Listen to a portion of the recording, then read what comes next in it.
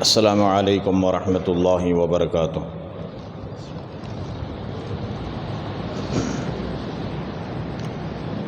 الحمد للہ نحمده ونستعینه ونستغفره ونؤمن به ونتوکل علیہ ونعوذ باللہ من شرور انفسنا ومن سیئات اعمالنا من يهده الله فلا مضل له ومن يضلله فلا هادي له ونشهد أن لا إله إلا الله وحده لا شريك له ونشهد أن سيدنا ومولانا محمدا عبده ورسوله صلى الله عليه وعلى آله وأصحابه وبارك وسلم تسليما كثيرا أما بعد فأعوذ بالله السميع العليم من الشيطان الرجيم بسم الله الرحمن الرحيم يا أيها الذين آمنوا ادخلوا في السلم كافة ولا تتبعوا خطوات الشيطان إنه لكم عدو مبين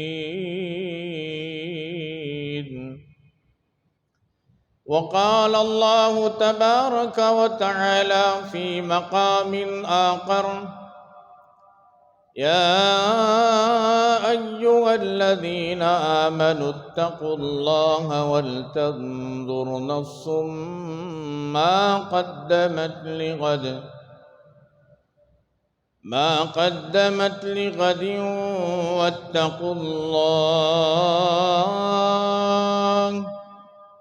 إن الله خبير بما تعملون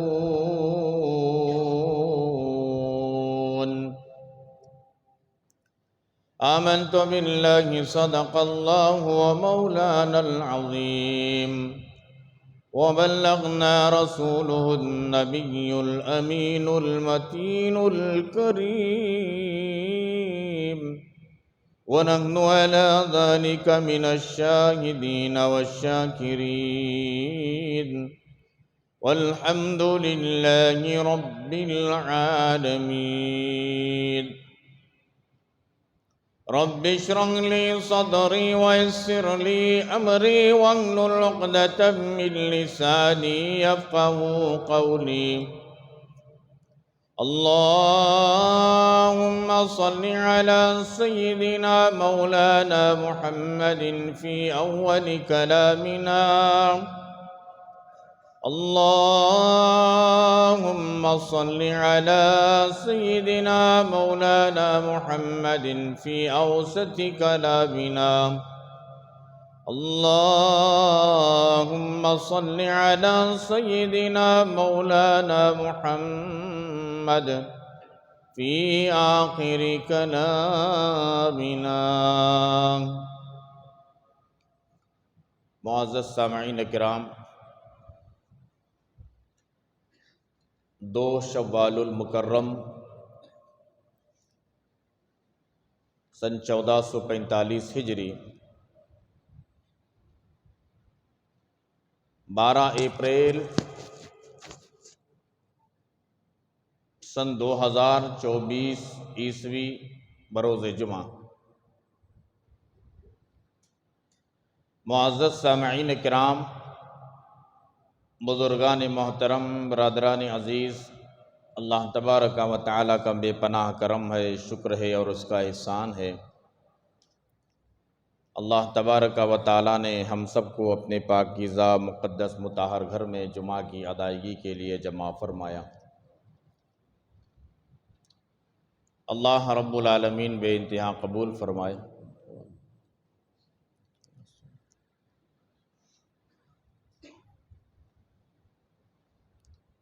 سب سے پہلے میں آپ حضرات کی خدمت میں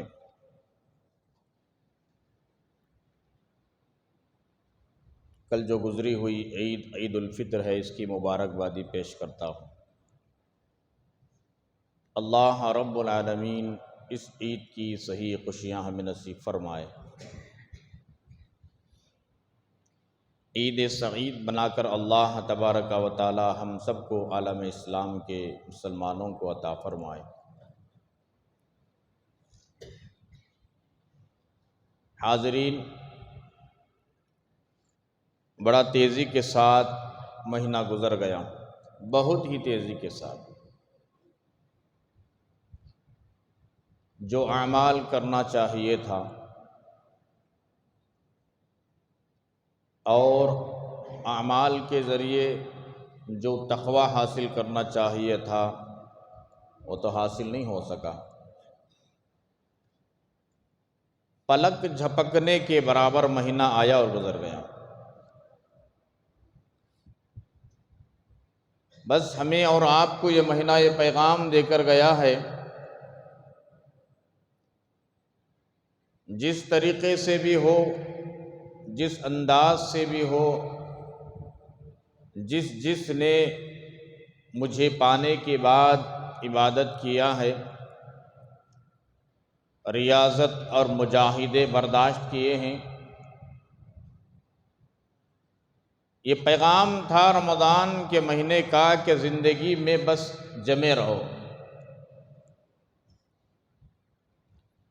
چھوٹے اعمال پر جمے رہو، خداوند قدوس بڑے اعمال کی توفیق عطا فرماتے ہیں۔ نیکیاں چھوٹی ہو کہ بڑی، نیکیاں ہوتی ہیں۔ خدا کا اور خدا کے رسول سب کہو صلی اللہ علیہ وسلم کا حکم چھوٹا نہیں بڑا ہوتا ہے۔ اعمال چھوٹے ہو سکتے ہیں لیکن اجر بڑا۔ اللہ رب العالمین اور اس کے رسول کا حکم چھوٹا نہیں بڑا ہوتا ہے، اشارہ بھی بڑا۔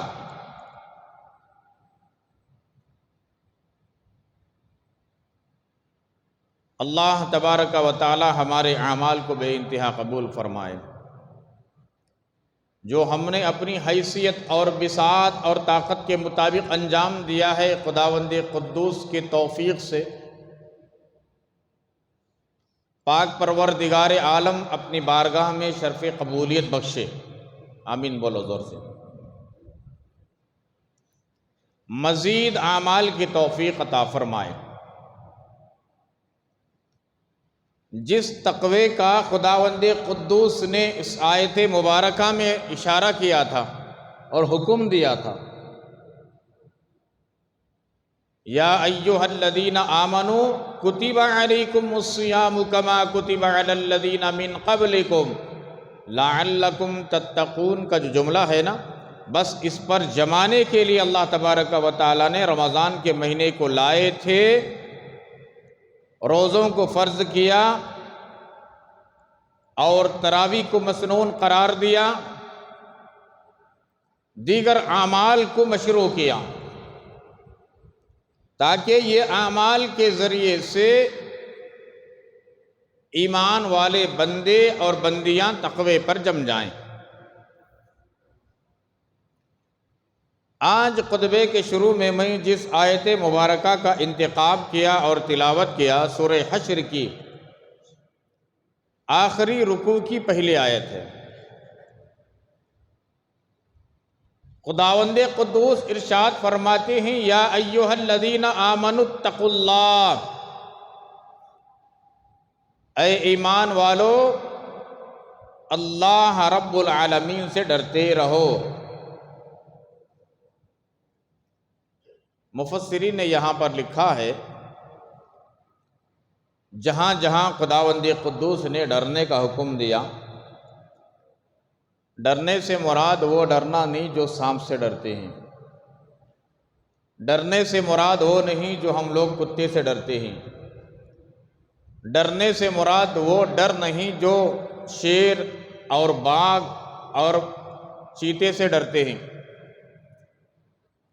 ڈرنے سے مراد وہ ڈر نہیں جو دشمن سے ڈرتے ہیں، ڈرنے سے مراد وہ ڈر نہیں جو بم اور میزائل اور گولی سے ڈرتے ہیں۔ یہاں ڈرنے سے مراد خداوند قدوس کی نافرمانی کرنے میں جھجک پیدا ہو، خوف پیدا ہو کہ مجھے خدا کے سامنے کھڑے ہونا ہے، اس کا نام ہے ڈر۔ التقویٰ کہتے ہیں ڈر کو، خوف خدا کو، خشیت الہی کو تقویٰ کہتے ہیں۔ تقوی کے معنی بہت وسیع معنی ہیں۔ لوگ سمجھتے ہیں تقویٰ بولے تو بڑی داڑھی رکھنا، بڑا دپٹہ، بزرگ ہو جانا، ہاتھ میں عصا پکڑنا، لمبا جبہ قبہ، اسی کو تقویٰ سمجھتے ہیں۔ حالانکہ یہ تقوی کے اندر شامل تو ہے یہ چیز، لیکن اصل جو تقویٰ ہے وہ خوف خدا۔ اگر مجھ جیسا بڑی داڑھی بھی ہے، پگڑی بھی ہے، جبہ اور قبہ بھی ہے، لیکن خوف خدا نہیں ہے تو یہ ظاہری لباس تقویٰ نہیں ہے۔ تقوی کے معنی خوف خدا، خشیت الہی۔ ہر جگہ، ہر میدان میں دل کے اندر خوف ہو کہ میں جس کام کو کرنے کے لیے قدم بڑھا رہا ہوں یہ کام خدا کے مرضی کے خلاف ہے، خدا کے رسول کے مرضی کے خلاف ہے، تو میں یہ کام نہیں کرنا، اسی کا نام تقویٰ ہے۔ میرا خدا مجھے دیکھ رہا ہے، ہر حال میں دیکھ رہا ہے۔ وَلْتَنظُرْ نَفْسٌ مَّا قَدَّمَتْ لِغَدٍ، ہر انسان کو سوچنا چاہیے اور فکر کرنا چاہیے کہ اس نے اپنی آخرت کے لیے آگے کیا بھیج رکھا ہے۔ رمضان کا مہینہ ہم نے پایا تھا، کیا پایا اور کیا کھویا؟ کتنے اعمال کیے؟ آپ کتنے کیے میں نہیں جانتا، میں کتنے کیا آپ نہیں جانتے، بیوی کتنے کی میں نہیں جانتا، ایک شوہر کتنے کیا بیوی نہیں جانتی، خداوند قدوس تو جانتا ہے کہ ہم نے کیا اعمال کیے ہیں کیا نہیں کیے ہیں۔ اسی لیے فرمایا وَلْتَنظُرْ نَفْسٌ مَّا قَدَّمَتْ لِغَدٍ، ہر انسان کو سوچنا چاہیے میں نے اپنی آخرت کے لیے کیا تیاری کر کے سامنے بھیج رکھا ہے۔ پھر اللہ رب العالمین فرما رہے وَاتَّقُوا اللَّهَ، پھر اللہ سے ڈرتے رہو، گناہ سے بچتے رہو۔ إِنَّ اللَّهَ خَبِيرٌ بِمَا تَعْمَلُونَ، بے شک اللہ تبارک و تعالیٰ کو ہمارے سب اعمال کی خبر ہے، ہمارے سب اعمال کی خبر ہے۔ نیک اعمال کر رہے ہیں اس کی بھی خبر ہے، برے اعمال کر رہے ہیں اس کی بھی خبر ہے، تقوی والی زندگی گزار رہے ہیں اس کی بھی خبر ہے۔ کل قیامت کے دن پورا دفتر ہمارے اور آپ کے سامنے لایا جائے گا اور بتایا جائے گا دیکھو تم نے ایک کام کیا، ایک کام کیا، ایک کام کیا۔ اگر کوئی انکار کی گنجائش ہو تو انکار کر کے بتائیں، یا اگر کوئی یہ کہہ سکتے ہیں کہ فرشتوں نے زیادتی کی ہے تو بتاؤ۔ بندہ کہے گا ایسا تو نہیں، فرشتوں کی کیا جرت کہ ہمارے گناہ چھوٹے کم تھے لیکن زیادہ لکھ دے؟ نہیں۔ اسی لیے یہ دو فرشتے کرامن کاتبین جو ہیں، ایک اس میں سے امیر ہے، ایک مامور ہے۔ نیکیاں لکھنے والا فرشتہ بڑا ہے، امیر ہے، گناہ لکھنے والا فرشتہ مامور اس کے تابع ہے۔ آپ نے نیکیوں کا ارادہ کیا، نیکی لکھنے والا فرشتہ لکھ دیا، ابھی ارادہ کیا ہے۔ آپ ابھی بیٹھے بیٹھے نیت کیے کہ میں نماز کے بعد، جمعہ کی نماز کے بعد 100 مرتبہ درود شریف پڑھوں گا بیٹھ کر، فرشتے لکھ دیتے ہیں کہ یہ بندہ فلاں ابن فلاں درود شریف 100 مرتبہ پڑھا، نیت پر فیصلے۔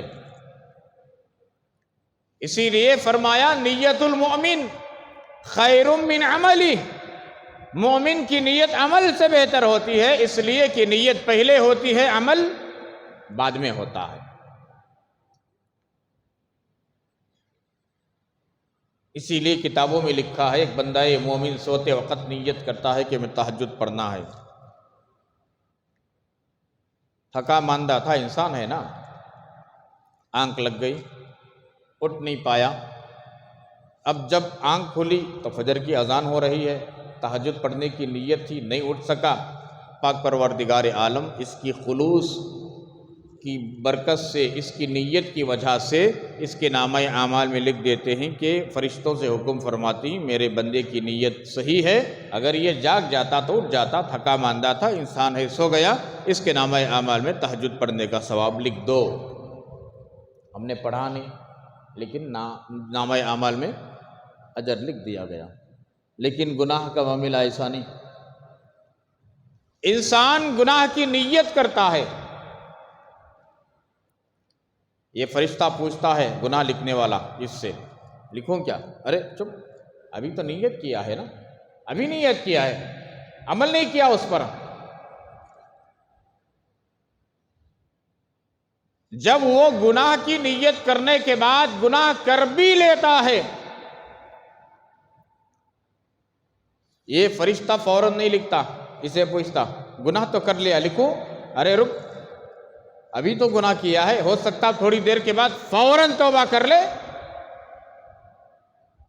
احساس پیدا ہو کر، خوف خدا پیدا ہو کر، خشیت الہی پیدا ہو کر فوراً توبہ کر لے تو کیا کرے گا؟ ابھی رک۔ جب کچھ وقت گزر جاتا ہے توبہ نہیں کرتا تو یہ فرشتہ کہتا ہے کہ اب جا کر کے لکھ۔ کتنا لکھ؟ جتنا گناہ کیا ہے اتنا لکھنا، بس۔ خدا کا بھی یہی حکم ہے، دستور یہی ہے۔ تو ہمیں سوچنا چاہیے کہ رمضان میں ہم نے کیا پایا اور کیا کھویا۔ اللہ رب العالمین ہم سب کو تقوی پر جمانے کے لیے روزے فرض کیا، تراویح لایا، تلاوت، صدقہ و خیرات، مالوں کی زکوٰۃ، کتنا تقوی پر جمے ہم۔ اور جمے تھے رمضان کے ایک مہینے میں، تو اب باقی کرنا کیا ہے؟ اب باقی پوری زندگی اس کے مطابق ہم زندگی گزارنا ہے۔ یہ ہیں تقوی کے معنی۔ رمضان تو ہر سال آئے گا، پیغام دے کر چلے جائے گا، لیکن ہم کیا کر رہے ہیں؟ رمضان کی وجہ سے ہماری زندگیوں میں کتنی تبدیلی آئی، میرے اعمال میں کتنا اضافہ ہوا، جھوٹ سے کتنا بچے، غیبت سے کتنا بچے، بد نظری سے کتنا بچے، غلط بولنے سے کتنا بچے، غلط سوچنے سے کتنا بچے، غلط کاری کے پاس قدم بڑھانے سے کتنا بچے، کسی پر بہتان باندھنے سے کتنا بچے، یہ اپنے آپ کو سوچنا ہے۔ ان اللہ خبیر بما تعملون، بے شک اللہ تبارک و تعالیٰ کو ہمارے اعمال کی سب خبر ہے، اللہ جانتے ہیں اور حساب بھی لیں گے۔ فَمَن يَعْمَلْ مِثْقَالَ ذَرَّةٍ خَيْرًا يَرَهُ وَمَن يَعْمَلْ مِثْقَالَ ذَرَّةٍ شَرًّا يَرَهُ، اچھے کا بھی برے کا بھی، ہر ایک چیز کا رتی رتی کا خداوند قدوس کے سامنے کھڑے ہو کر جواب دینا پڑے گا۔ کس کے اندر وہ طاقت ہے جواب دینے کی؟ تقوی کے متعلق میں ایک دو تین مثالیں دیتا ہوں کہ جو رمضان آیا ہمیں تقوی پر جمانے کے لیے، تقوی کہتے کسے ہیں؟ ہمارے اکابرین سلف و صالحین ایک دوسرے کو جب ملتے سب سے پہلے وصیت کرتے تقوی کی، طہارت کی۔ اگر کوئی مل کر ان سے کہتا کہ مجھے کچھ وصیت کیجئے تو وصیت میں سب سے پہلے اسی وصیت کو کرتے کہ تقوی اختیار کرو۔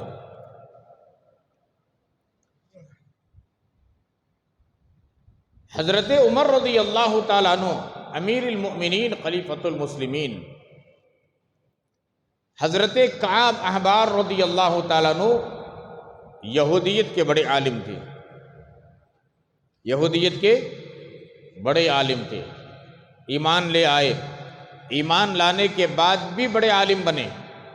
حضرت کعب احبار، کعب ابن احبار،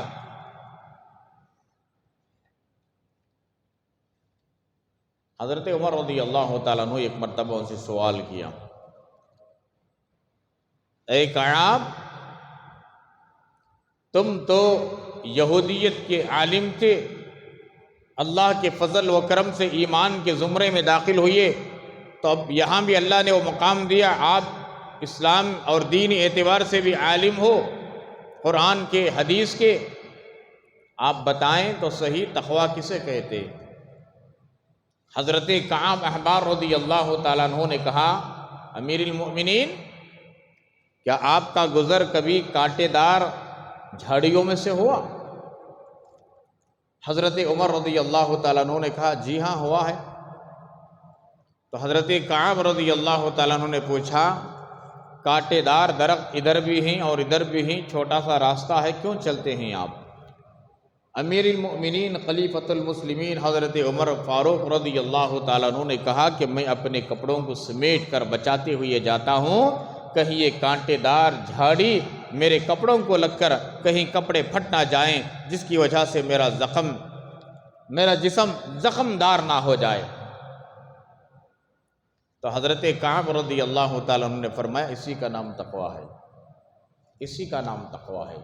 جس طریقے سے دونوں راستے کے دونوں طرف کانٹے دار درخت ہیں، راستہ چھوٹا ہے، تنگ ہے، ایک آدمی اپنے کپڑوں کو اور خود اپنے جسم کو بچاتے ہوئے چلتا ہے، اسی طریقے سے دنیا کے اندر گناہوں سے بچ کر کے اپنے دامن کو اور اپنے نظروں کو، اپنے خیالات کو، اپنے کانوں کو، اپنے جسم کے ایک ایک عضو کو بچا کر کے دنیا کے اندر سے گزار دینا اور گزر جانا، اسی کا نام تقوی ہے۔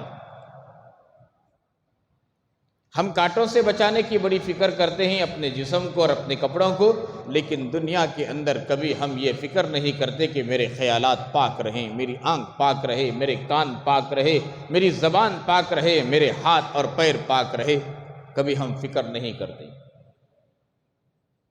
اور آگے بڑھے،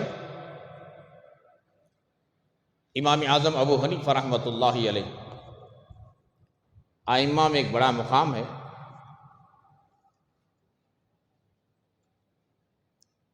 کپڑوں کے بڑے تاجر تھے، کپڑوں کے بڑے تاجر۔ ان کے ایک ساتھی تھے، شریک تجارت میں دونوں شریک ہو کر کے تجارت کرتے تھے، اور پہلے یہ طے ہونا کہ دونوں شریک ہو رہے ہیں کسی تجارت میں، تو ایسا نہیں کہ نقصان ہو کہ نفع ہو، مجھے اتنا دینا مہینے کو، یہ جائز نہیں۔ بات یہ طے ہو نفع کے اندر بھی دونوں شامل، نقصان میں بھی دونوں شامل، کبھی نفع نہیں ہوا دونوں بھی مایوس نہیں ہونا، اداس نہیں ہونا، کبھی نقصان زیادہ ہو جائے اصل سے بھی ڈاؤن میں اتر جائے، گھٹ جائے، تب بھی اداس نہیں ہونا۔ اگر ایسی صلاحیت اور ایسی چیز شرکت کی ہے، سنبھالنے کی، نبھانے کی، تو دونوں شریک ہو کر کاروبار کر سکتے ہیں، ورنہ ایک کی نیت ٹھیک ہے نفع نقصان میں شریک ہوں گے اور ایک کی نیت ایسی نہیں ہے، تو دونوں کا اس طریقے سے شریک ہونا جائز نہیں ہے۔ اور دوسرا آدمی جو مطالبہ کر رہا ہے کہ مجھے نفع ہو کہ نقصان ہو میں نہیں جانتا، مجھے اتنا ڈالنا ہر مہینہ، یہ اس کے لیے جائز نہیں، بلکہ ایسی روزی اس کے لیے حرام ہے۔ تو امام اعظم ابو حنیفہ رحمۃ اللہ علیہ کے ایک ساتھی تھے، جن کا نام حفص لکھا ہے رحمۃ اللہ علیہ، دونوں شریک تجارت تھے، کپڑوں کے کاروبار میں بڑی مہارت تھی۔ حضرت امام صاحب رحمۃ اللہ علیہ نے ایک مرتبہ اپنے ساتھی سے کہا کہ یہ کپڑے لے کر جاؤ، فروخت کر کے آؤ۔ حضرت کسی مصروفیات میں تھے، فرمایا کہ دیکھو یہ کپڑوں کی تھان، اس میں عیب ہے، اس میں ڈیمیج ہے، اس کے اندر نقص باقی ہے، لینے والے کو بتا کر کے دینا کہ یہ ڈیمیج ہے، یہ خراب کپڑا ہے، یہ ناقص ہے، بتا کر پورا دکھا کر دینا۔ اگر وہ منظور کر کے لے لے تو ٹھیک ہے، نہیں تو نہیں، لیکن بتانا ضرور کہ یہ کپڑے کے اندر، یہ تھان کے اندر یہ ڈیمیج ہے، اس کی یہ قیمت ہے، اچھے کپڑے کی یہ قیمت ہے۔ اچھی بات ہے، گئے، ایک آدمی بازار میں ملا، پورے کا پورا جتنا ان کے پاس آئٹم تھا، کپڑا تھا، سب ایک ساتھ خرید لیا۔ اب بیوپار میں، کاروبار میں جب بات چیت ہوئی، یہ جو عیب دار کپڑا موجود تھا، اس کے عیب کو بتانا ذہن سے بات نکل گئی، بھول گئے، پورا مال بک گیا، پیسے لیے، واپس آئے۔ پیسے ہاتھ میں پکڑنے سے پہلے امام صاحب رحمۃ اللہ علیہ نے پوچھا کیا وہ جو کپڑا عیب دار تھا عیب بتا کر بیچا؟ اس وقت ساتھی کو یاد آیا کہ میں تو کہنا بھول گیا، میرے ذہن سے یہ بات نکل گئی۔ حضرت امام صاحب رحمۃ اللہ علیہ نے فرمایا کہ فوراً جاؤ، تلاش کرو، اس اللہ کے بندے سے کہو کہ اس کپڑے کے اندر عیب کپڑا ہے، عیب دار ہے، میں بتانا بھول گیا۔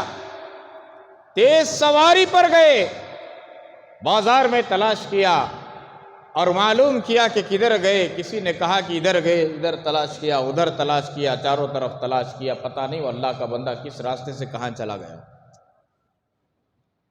تلاش کرتے کرتے شام ہو گئی، مغرب سے پہلے آئے، اداس اور مایوس شکل لے کر۔ امام صاحب رحمۃ اللہ علیہ نے پوچھا کیا بات ہے، ملاقات ہوئی؟ انہوں نے کہا نہیں حضرت، معذرت خواہ ہوں کہ میں نے بتانا چاہیے تھا لیکن میرے ذہن سے بات نکل گئی، جان بوجھ کر نہیں۔ تلاش کرنے کے باوجود بھی ملاقات نہیں ہوئی۔ حضرت نے فرمایا تم نے عیب بتائے بغیر پورے کپڑوں کو تم نے بیچا ہے۔ علماء نے لکھا ہے 30,000 کی رقم تھی اس وقت۔ فرمایا کہ یہ میرے لیے جائز نہیں، یہ 30,000 کی 30,000 رقم کسی غربا میں تقسیم کر دو۔ 1 روپیہ ہاتھ میں نہیں پکڑا، کیوں؟ اس مال کے اندر عیب تھا، تم بتائے بغیر بیچ دیے۔ کل خداوند قدوس مجھے پوچھیں میں کیا جواب دوں؟ اے نعمان، تم نے اس کپڑے کے اندر نقص تھا، تم نے تمہارے ساتھی کو، حالانکہ حضرت وصیت کر کے بھیجے تھے، بھول ان سے ہوئی ہے، لیکن ڈر دیکھو کل خدا مجھے پوچھے تمہارا ساتھی بغیر بولے کے بیچ دیا، اس پیسے کو تم نے استعمال کیوں کیا؟ خدا مجھے پوچھ لے تو میں کیا جواب دوں؟ مجھے پیسے کی ضرورت نہیں، 30,000 کے 30,000 پورے کے پورے غربا میں تقسیم کر دیا۔ علماء نے لکھا ہے باقی جو شریک تھے نا ان کے ساتھی اپنی تجارت میں، ان کو علیحدگی کر دی کہ تم میرے ساتھ کاروبار کرنے کے لائق نہیں ہو۔ یہ تھا خوف، اسے کہتے ہی تقویٰ، اسے کہتے ہی خوف خدا، اسے کہتے ہی خشیت الہی، اسے کہتے ہی خدا کے سامنے کھڑے ہو کر جواب دینے کا ذہن اور خیال اور تصور۔ آج ہم میں سے ایسے کوئی ہیں؟ بتاؤ میرے پیارو، ایسا کی ایک لڑک لے کیسا ڈلی حلال کر لو، بات دیکھیں گے حلال کی، حرام کی، جائز کی، ناجائز کی۔ میرا جیب بھر رہا کیا؟ میرا پیٹ بھر رہا ہے، آج میری بیوی خوش ہے، میرے بچے خوش ہیں، چلو بات کا قصہ بات جائے بھاڑ میں بات۔ مر کر کیا خدا کو جواب دینا نہیں؟ اسی لیے تو رمضان آیا، اسی لیے تو خدا نے کہا لعلکم تتقون، تاکہ روزوں کے ذریعے، تراویح کے ذریعے، تلاوت کے ذریعے، صدقہ و خیرات کے ذریعے، مالوں کی زکوٰۃ کے ذریعے ہم آپ کو تقوی پر لانا چاہتے ہیں۔ تقوی کے معنی خوف خدا، خشیت الہی، ڈرنا، نافرمانی کرنے سے، گناہ کرنے سے، جھوٹ بولنے سے، دھوکہ دینے سے، غیبت کرنے سے، بہتان لگانے سے، ہیرا پھیری کرنے سے بچنا، اسی کا نام تقوی ہے۔ اور آگے بڑھیں، ہمارے سلف و صالحین بڑے کتنا احتیاط کرتے تھے۔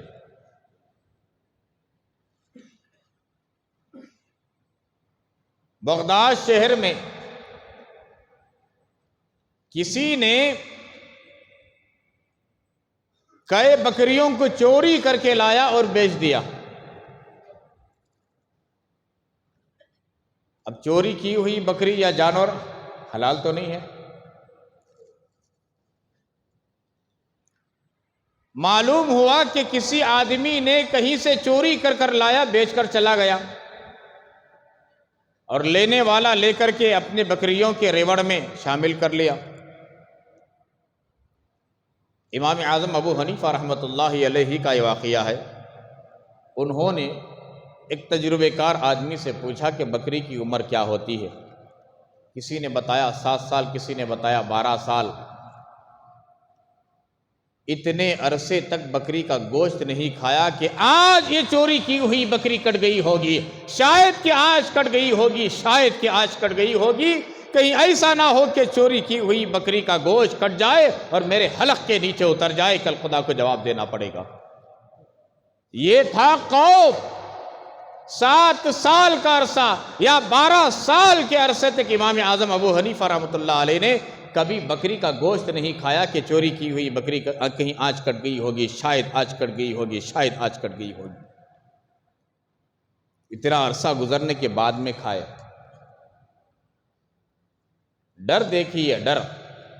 ان کے زندگیوں میں اعمال بھی زیادہ تھے، تقوی بھی زیادہ تھا، خوف خدا بھی زیادہ، خشیت الہی بھی زیادہ، پھر بھی اتنا ڈر۔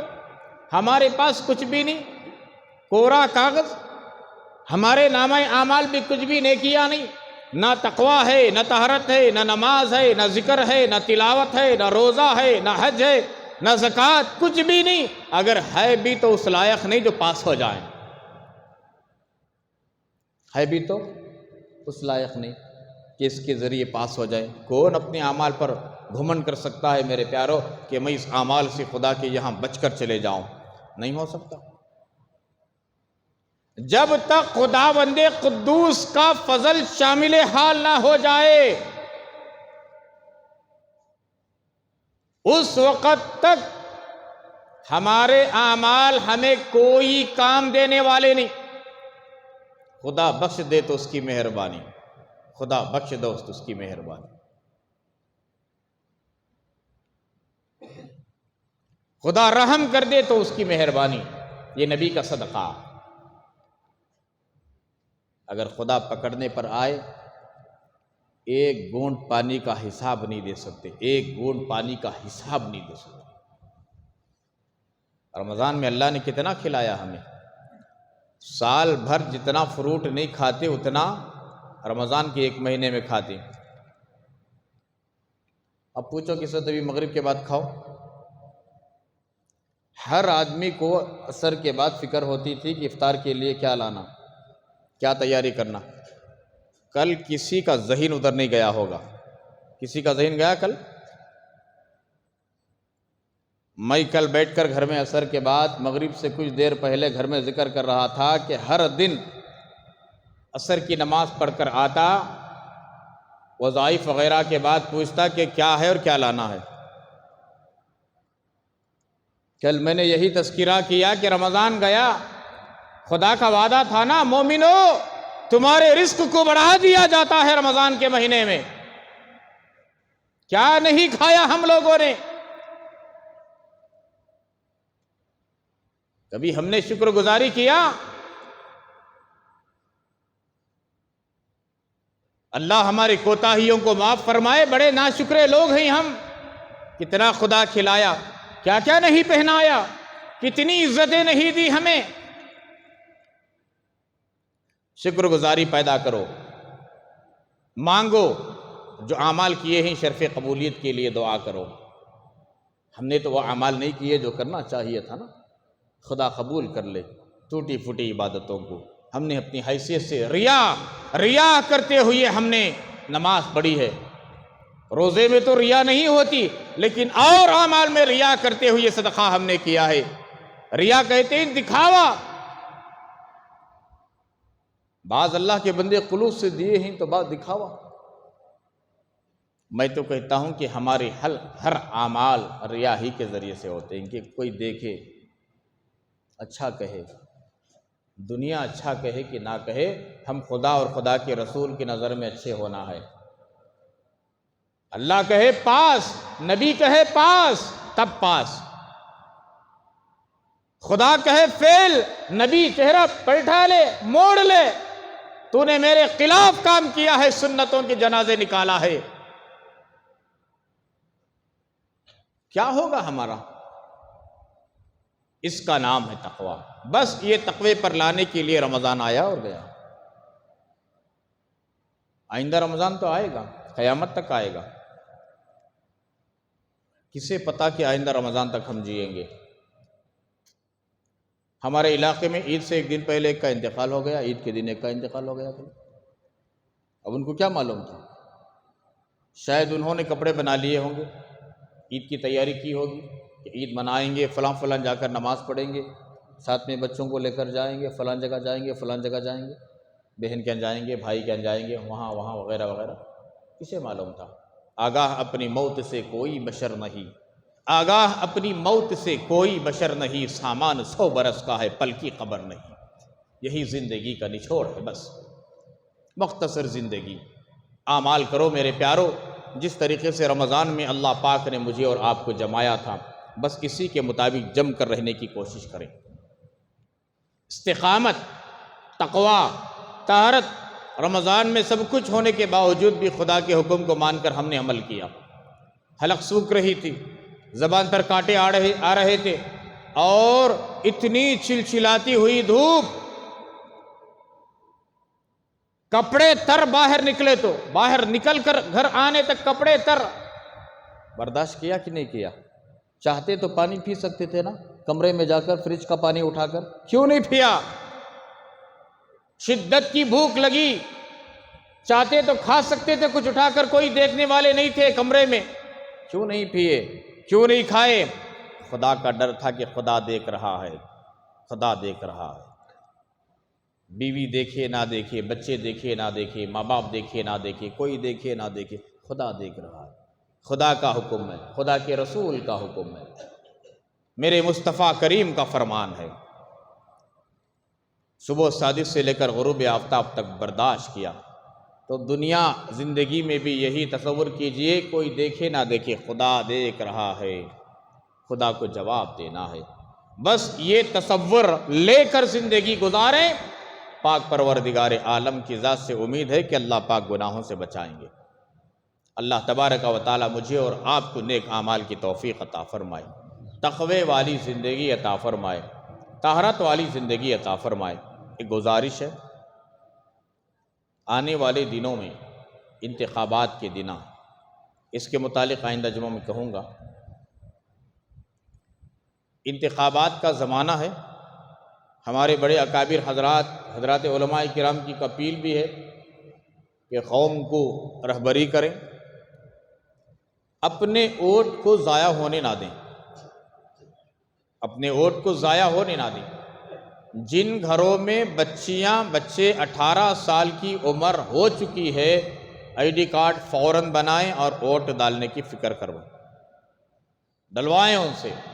یہ ہمارا جمہوری حق ہے، جمہوری حق ہے ہمارا۔ لوگ کہتے ہیں کیا جی ووٹ ڈالنا سے ہمارا کیا جی فائدہ؟ بہت غلط بات، بہت غلط بات۔ اس کے متعلق کیا فتویٰ ہے حضرات اکابر مفتیان کرام کا، ووٹ کی شرعی حیثیت کیا ہے، اور ووٹ نہیں ڈالنے سے انسان کیا ہوتا ہے؟ قرآن مجید میں اللہ تبارک و تعالیٰ نے اس کی طرف اشارہ کیا ہے۔ یہ ساری تفصیلات انشاءاللہ الرحمن میں آئندہ جمعہ کرنے کی پوری کوشش کروں گا۔ آپ سے ایک بس اشارتاً ایک اپیل یہ ہے کہ پوری تیاری کریں، ابھی سے دیکھیں کہ ووٹر آئی ڈی میں ہمارا ووٹر آئی ڈی لسٹ میں ووٹر میں ہمارا نام ہے یا نہیں ہے۔ بعض اب تقریباً 3 مہینے 4 مہینے پہلے کی بات ایک رپورٹ آئی تھی ہمارے سامنے، اس میں سے شہر بنگلور کے اندر 3 لاکھ مسلمانوں کے لسٹ سے نام غائب تھے جان بوجھ کر۔ اس لیے دیکھیں، پہلے چیک کریں کہ لسٹ میں ہمارا نام ہے یا نہیں ہے۔ الحمدللہ نہیں ہے تو فکر کریں کہ ہم کس طریقے سے یہ بنائیں۔ اور ووٹ ڈالنے کے دن آئی ڈی کارڈ نہیں ہے تو بہت سارے چیزیں ہیں، شناختی کارڈ جیسا کہ کوئی دفتر میں کام کر رہے ہیں، پاسپورٹ ہے، آدھار ہے یا ڈرائیونگ لائسنس ہے، بس اس کے تھرو سے بھی ہے نا ووٹ ڈال سکتے ہیں۔ بعض لوگوں کو ہم نے دیکھا، نہیں حضرت ہمارے پاس آئی ڈی نہیں ہے، ہم ووٹ ڈالتے نہیں، یہ غلط ہے۔ یہ ہمارا حق ہے، اور اچھے آدمی کے حق میں ہم شہادت دینا ہے۔ شہادت کا ذکر خود قرآن مجید میں یہ موجود ہے، اچھے آدمی کے لیے گواہی دینا۔ گواہی نہیں دیں گے اچھے آدمی کے لیے، انسان گنہگار ہوتا ہے۔ یہ سارے چیزوں کو خیال کرتے ہوئے ایک اچھے آدمی کا انتخاب کرے، اور ہمیشہ دعا کرے۔ جو حکومت، غلیظ حکومت چل رہی ہے نا 10 سال سے 14 سے، اور جو ظالم حکومت چل رہی ہے، جو پورے ملک کے اندر بربریت، فتنہ، فساد، ماب لنچنگ، دنیا بھر کی پریشانیاں، اللہ رب العالمین کی بارگاہ میں دعا کریں کہ پاک پروردگار عالم یہ حکومت کے بیڑے غرق ہو جائیں۔ آمین بولو۔ ایسی حکومت چلانے والا منصف بادشاہ پاک پروردگار عالم انتخاب کرے۔ کوشش کرنا ہمارا کام، کوشش کرنا ہمارا کام، نتیجے خدا کے ہاتھ میں ہیں۔ دعائیں کریں گے، جتنی کوشش کرنا ہے کریں گے، 100% پولنگ کریں گے، الحمدللہ دعائیں مانگیں گے۔ پچھلے آپ نے دیکھا ریاست کرناٹک کے اندر علماء کی ایک جد و جہد تھی، نوجوانان نے ملت مل کر کے ساتھ دیا، آپ جیسے بزرگان دین نے ساتھ دیا، الحمدللہ ریاست کے اندر تبدیلی آئی نہیں آئی۔ میں ایک بات بولتا ہوں سنو، ظالم تو سب ہیں، ظالم تو سب ہیں، کسی پر اعتبار نہیں، لیکن کوئی بڑا ظالم ہے، کوئی چھوٹا ظالم ہے۔ اللہ کے نبی نے فرمایا چھوٹے ظالم کا ساتھ دو، جو کم ظلم کرنے والا ہے اس کا ساتھ دو۔ ظالم تو سب بھی ہیں، لیکن جو زیادہ ظلم کرنے والا ہے اسے چھوڑو، جو کم ظلم کرنے والا ہے نا اس کا ساتھ دو، ہو سکتا ہے کہ وہ ظلم کرنا بھی چھوڑ دے۔ بس یہ تمام چیزوں کو مد نظر رکھتے ہوئے کام کرنے کی کوشش کریں۔ باقی کی تفصیلات ووٹ کی شرعی حیثیت کیا ہے آئندہ جو عرض کرنے کی کوشش کروں گا۔ اللہ رب العالمین ہمارے کہنے سننے کو بے انتہا قبول فرمائے، رمضان میں کیے ہوئے اعمال کو قبول فرما کر تقوی والی زندگی عطا فرمائے، مزید اعمال کی توفیق عطا فرمائے۔ آمین و آخر دعوانا الحمدللہ رب العالمین۔